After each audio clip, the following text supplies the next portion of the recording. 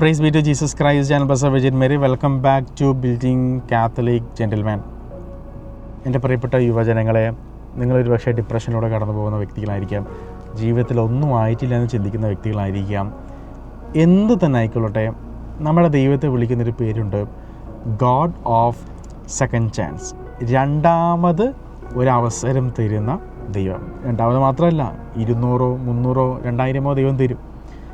അപ്പോൾ God of second chance, അതായത് നമ്മൾ ഇന്ന് നിങ്ങളൊരു പക്ഷേ തിരിഞ്ഞു നോക്കുമ്പോൾ നിങ്ങളെ നിരാശപ്പെടുത്തുന്ന ഒരു കാര്യങ്ങളിൽ ഒന്നെന്ന് പറഞ്ഞാൽ നമ്മളെടുത്ത തെറ്റായ തീരുമാനങ്ങളായിരിക്കാം ഒരു പക്ഷേ നമ്മളെ ഇപ്പം കാണുന്ന ഈ ഒരു സിറ്റുവേഷനിലോട്ട് എത്തിച്ചത്. സോ നമ്മളിപ്പം നമ്മളെ തന്നെ പ്രാഗിക്കൊണ്ടിരിക്കുകയാണ്, അന്ന് ഇങ്ങനെ എടുത്തിരുന്നെങ്കിൽ, അന്ന് ഈ കോഴ്സ് എടുത്തിരുന്നെങ്കിൽ, അന്ന് ഞാൻ കുറച്ചുകൂടെ പഠിച്ചിരുന്നെങ്കിൽ ഞാൻ ഇന്ന് ഈ നിലയിലാവില്ലല്ലോ എന്നുള്ളത്. നമ്മൾ മനസ്സിലാക്കേണ്ട ഒരു കാര്യം ഇതാണ്, ഗോഡ് ഓഫ് സെക്കൻഡ് ചാൻസ്. അതായത് ഈശോയ്ക്ക് ഈ നഷ്ടപ്പെട്ടതെല്ലാം തിരിച്ചു തരാൻ പറ്റും. അപ്പോൾ നമ്മൾ ചിന്തിക്കും, അതെങ്ങനെയാണ്? ഞാൻ ഡിഗ്രി പഠിച്ച കാലത്തോട്ട് ഈശോയ്ക്ക് തിരിച്ചു പോയിട്ട് എന്നെ തിരിച്ചുകൊണ്ട് പോയിട്ട് ടൈം ട്രാവൽ ചെയ്തുകൊണ്ട് പോയിട്ട് ഡിഗ്രിക്ക് മാർക്ക് എനിക്ക് തരാൻ പറ്റുമോ എന്ന് നമ്മൾ ചിന്തിക്കും.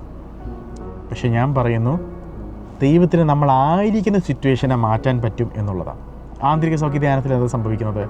നമ്മൾ 2 വയസ്സിലോ 3 വയസ്സിലോ 5ലോ 7ലോ നമുക്ക് സംഭവിച്ച ആന്തരിക മുറിവ് നമ്മൾ ദൈവത്തിന് സമർപ്പിക്കുമ്പോൾ ഈശോ സമയത്തിന് മുകളിൽ അധികാരമുള്ളവൻ ആ വർഷങ്ങളിലേക്ക് പോയി ആ സന്ദർഭത്തെ തിരുരക്തം കൊണ്ട് കഴുകിയിട്ട് നമ്മൾക്ക് ആന്തരിക സൗഖ്യം തരുന്നു. ഇതുപോലെ ഈശോ പറഞ്ഞൊരു വാക്കുണ്ട്, ഒരു വചനമുണ്ട്, നഷ്ടപ്പെട്ട സംവത്സരങ്ങൾ ഞാൻ തിരികെ തരും എന്നുള്ളത്. ഇത് നമുക്കുള്ള വലിയൊരു പ്രത്യാശയാണ്.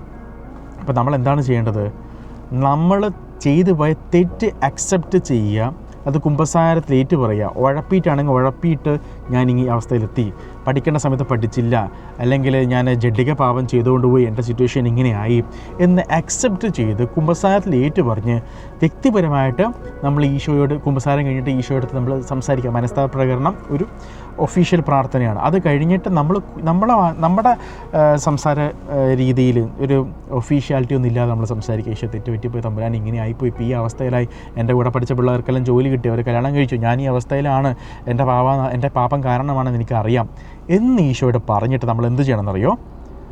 ഇങ്ങനെയുള്ള വചനങ്ങൾ നമ്മൾ പറഞ്ഞ് പ്രാർത്ഥിക്കുക. കർത്താവേ, എന്നെ അനുഗ്രഹിക്കണമേ, എൻ്റെ അതിരുകൾ വിസ്തൃതമാക്കണമേ എന്ന്. അങ്ങനെയുള്ള വചനങ്ങൾ, നഷ്ടപ്പെട്ട സംവത്സരങ്ങൾ തിരികെ തരണമേ എന്നുള്ള വചനങ്ങൾ നമ്മൾ പറഞ്ഞ് പ്രാർത്ഥിച്ചിട്ട് ഈശോയെ നമ്മൾ ആരാധിക്കുക എന്നുള്ളതാണ്. എഡോറേഷൻ ചാപ്പിൽ പോയിട്ട് ആരാധിക്കാൻ പറ്റുന്നവർക്ക് അത്രയും നല്ലത്. അല്ലെങ്കിൽ നമ്മുടെ വീട്ടിലിരുന്ന് മുറിയിലിരുന്ന് ആരാധിക്കുക. രണ്ടാമത്തെ കാര്യം, നമുക്ക് വ്യക്തമായൊരു പ്ലാൻ ഉണ്ടായിരിക്കുക എന്നുള്ളതാണ്. നമ്മൾ എന്തായി ഒരു 10 വർഷം കഴിഞ്ഞാൽ ഞാൻ ഏത് ലെവലിൽ എത്തണം, ഒരിക്കലും ചെറുത് ആഗ്രഹിക്കരുത്. ഡാനിയലച്ചൻ പറഞ്ഞൊരു കാര്യമുണ്ട്, നമ്മുടെ വ്യക്തിപരമായ കാര്യം നടക്കാൻ വേണ്ടി പ്രാർത്ഥിക്കുമ്പോൾ നമുക്ക് അത്രയേ കിട്ടത്തുള്ളൂ. എന്നാൽ ഞാനിപ്പോൾ പ്രാർത്ഥിക്കണം, ദൈവമേ എന്നെ നീ ഒരു 5000 പേർക്കുള്ള അനുഗ്രഹമാക്കി മാറ്റണമേ എന്ന് പ്രാർത്ഥിക്കുമ്പം എൻ്റെ രാജ്യം വിസ്തൃതമാവുകയാണ്. എന്നാൽ ദൈവമേ നീ എന്നെ അനുഗ്രഹിക്കണമെന്ന് പറയുമ്പം എനിക്കൊരു തട്ടുകട മാത്രമേ കിട്ടത്തുള്ളൂ. എന്നാൽ നീ എന്നെ ഒരു 5000 പേർക്ക് അനുഗ്രഹമാക്കി മാറ്റണേ എന്ന് പറയുമ്പോൾ എനിക്ക് കാസർഗോഡ് മുതൽ തിരുവനന്തപുരം വരെയുള്ള സ്ഥലത്ത് എൻ്റെ ബിസിനസ് വ്യാപിക്കും. അവിടെ 100 കണക്കിന് പേർക്ക് ജോലി കൊടുക്കാൻ പറ്റും. അങ്ങനെ 5000 പേർക്ക് ഞാൻ അനുഗ്രഹമായി മാറുന്നു. ആത്മീയമായിട്ടും ഭൗതികമായിട്ടും അനുഗ്രഹമായി മാറുന്നു. അപ്പം ഈശോയോട് ആദ്യം നമുക്കൊരു പ്ലാൻ ഉണ്ടായിരിക്കണം. ആ പ്ലാൻ നമ്മൾ ഈശോയോട് പറയണം. ആ പ്ലാനിങ്ങിന് ചെറിയ പ്ലാൻ ആയിരിക്കരുത്. നമ്മളെപ്പോഴും പ്രാർത്ഥിക്കുമ്പോൾ പറയണമല്ലോ, കർത്താവെ കഷ്ടിച്ച് എന്നെ ഒന്ന് പാസ്സാക്കി തന്നാൽ മതി, ഇങ്ങനത്തെ പരിപാടിയില്ല. നമ്മൾ ഈശോയോടാണ് ചോദിക്കുന്നത്. ആരാന്ന് അറിഞ്ഞിട്ട് വേണം നമ്മൾ ഈശോയോട് ചോദിക്കാൻ. അപ്പം വലിയ പ്ലാനുകൾ സമർപ്പിക്കുക. അത് നമ്മളെക്കൊണ്ട് പറ്റും എന്ന് ഉറപ്പുള്ള കാര്യങ്ങൾ നമ്മൾ പ്ലാനുകൾ സമർപ്പിച്ചിട്ട് പറയാം, ഈശോയെ ഈ സിറ്റുവേഷന് മാറ്റം വരുത്തണമേ. എന്നിട്ട് തമ്പുരാനോട് പറയണം, ഈ പ്ലാന് ഈശോയെ ഞാൻ ദൈവ മഹത്വത്തിന് വേണ്ടി ഞാൻ ഉപയോഗിക്കും. നീ എനിക്കൊരു കാറ് തന്നാൽ ഞാൻ ആ കാറിൻ്റെ പിറകിൽ ദൈവവചനം എഴുതിയേക്കും. അതെ, എൻ്റെ കാറിൻ്റെ പിറകിൽ ദൈവവചനം എഴുതി വെച്ചിട്ടുണ്ട്. ഇതൊക്കെ കാണാൻ പറ്റുന്ന അറിയത്തില്ല, പിറകിലുണ്ട്. കർത്താവ് യേശുവിൽ വിശ്വസിക്കുവിൻ, നീയും നിൻ്റെ കുടുംബം രക്ഷ പ്രാപിക്കും. കർത്താവെ, നീ എനിക്ക് ഇന്ന ഒരു ബിസിനസ് നീ നടത്തി തന്നാൽ ഞാൻ അതുവഴി യേശുവിനെ ഞാൻ മഹത്വപ്പെടുത്തും. നീ എനിക്കൊരു IAS ഓഫീസർ ആവാൻ അവസരം തന്നാൽ ഞാൻ അതുവഴി യേശുവിനെ മഹത്വപ്പെടുത്തും. ഐഡിയാസ് നമുക്ക് ഈശോ തരും എങ്ങനെ മഹത്വപ്പെടുത്തണം എന്നുള്ളത്. പക്ഷേ നമ്മുടെ ഈശോയ്ക്ക് വാക്ക് കൊടുക്കണം, ഈശോയെ മഹത്വപ്പെടുത്തിക്കൊള്ളാം. ഈശോ നീ എന്നെ ഒരു ഫുട്ബോൾ കളിക്കാരനാക്കി ഉയർത്തി കഴിഞ്ഞാൽ, ലോകം അറിയുന്ന ഒരു ഫുട്ബോൾ കളിക്കാരനാക്കി ഉയർത്തി കഴിഞ്ഞാൽ ഈശോ ഞാൻ പബ്ലിക്കായിട്ട് നിന്നെ സാക്ഷ്യപ്പെടുത്തും. നമ്മളിപ്പോൾ കാണുന്നുണ്ട് പബ്ലിക്കായിട്ട് മെസ്സി തന്നെ 3 ദൈവത്തിന് സ്തുതി പറയുന്നത്. ഇതുപോലെ എൻ്റെ പ്രിയമുള്ള യുവജനങ്ങളെ, നിങ്ങൾ ഏത് സിറ്റുവേഷനിലാണെങ്കിലും, ഞാനിതൊരു മോട്ടിവേഷന് പറയണ കാര്യമേ അല്ല, ഇത് യാഥാർത്ഥ്യമാണ്. എൻ്റെ ജീവിതത്തിൽ ഞാൻ അനുഭവിച്ചിട്ടുള്ള കാര്യമാണ്.